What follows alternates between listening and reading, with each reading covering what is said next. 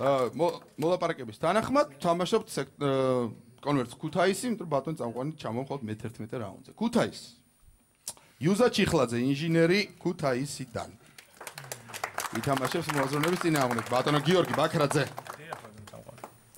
ყურადღება. ანჯიოლო ტრიკას კარიკატურა.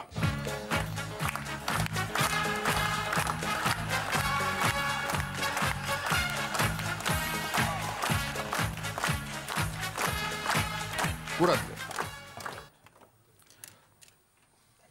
თქვენს წინაშეა იტალიელი მხატვრის ანჯიოლო ტრიკას მიერ 1880-იან წლებში შესრულებული კარიკატურა, რომელიც მან ფლორენციის ერთ-ერთ კაფეში დახატა. ყურადღება. შეკითხვა. ბატონ გიორგი ბაქრაძე. ვის ეძღვნება ეს კარიკატურა, ვინ არის მასზე გამოსახული? დრო?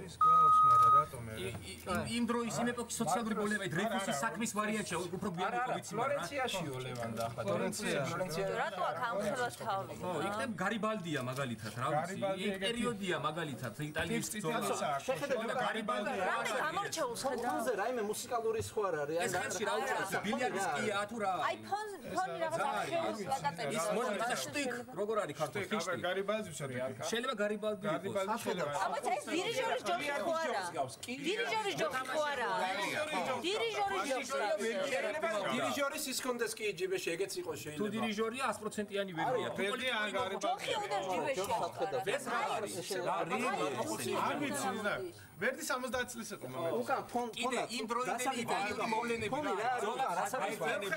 რაღაც გაურკვეველი რაღაცებია ფიგურები ფონი არის ახეული იმპრესიონისტი ხო არ არის ვიღაცა იტალიელი არ ყოფილა ეგეთი მერცადარი აი სამარჩეულო ვერდის გარდა სხვა არის სამარჩეულო და აზრი დრო ამოიწურა ბატონო გედის სწორი ვერსია არ ყოფილა იღებ დამატებით წუთს თუ არ ყოფილა სწრაფად სწრაფად რომელი წელი იყო 1880 არა გაქვს არა ვიღებთ იღებ წავიდა წუთი დამატებითი ხო დაივიწყეთ ახლა რაც იყო და გადავედით სწორად რა კარგი იქნება სხვა მხატვრებზე შეიძლება მანულია შეიძლება იყოს თვითონ მეფე შეიძლება მაგრამ რატო ფლორენციის იქნება არ არის ფლორენციაში რა იყო კიდე რატო ფლორენციაში ფლორენციაზე რა ვიცი იმ დროინდე ფლორენციაზე რა ვიცი არ ვიცი მე არაფერი ფლორენციაზე ხატვარი ხო არავინ ვინმე არის ხო ჩასული აი სრულიად ხატვარი გაიხსენეთ მაშინ დირიჟორი იტალიელი დირიჟორი არა ვაგნერი ხო არ შეიძლება რა ყოფილიყო ვაგნერი ბილიარდის მოყვარული ვაგნერი არ გავს ვაგნერს არ ვიცი რაღაცა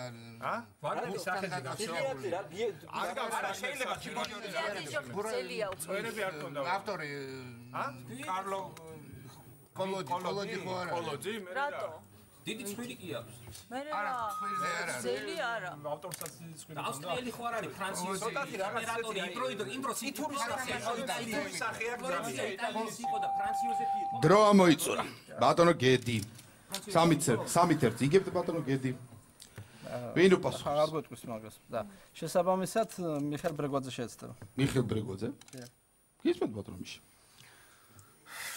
ძალიან რთული ამოსარჩევია, მაგრამ ნუ ვინაიდან რადგანაც ეს ფიგურა რა სათამაშოს გავს, წააგავს სათამაშოებზე დაწერილი წიგნის ავტორს კარლო კოლოდის დავასახელებ. სათამაშოს გავს ახლა ეს ფიგურა?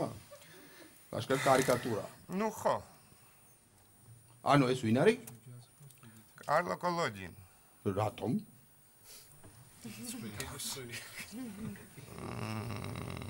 თქვენ პინოქიოს ავტორი გყავთ ხო მხედველობაში ხო? რატო პინოქიოს გავს ახლა ეს კარიკატურა?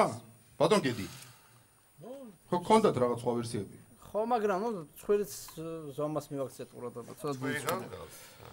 კარგით, ყურადღება ზორი პასუხი. შემდგომში, აი ეხლა მონიტორზე განახებთ. შემდგომში Walt Disney-მ ასეთნაირად გამოხატა ამ წერლის პერსონაჟი.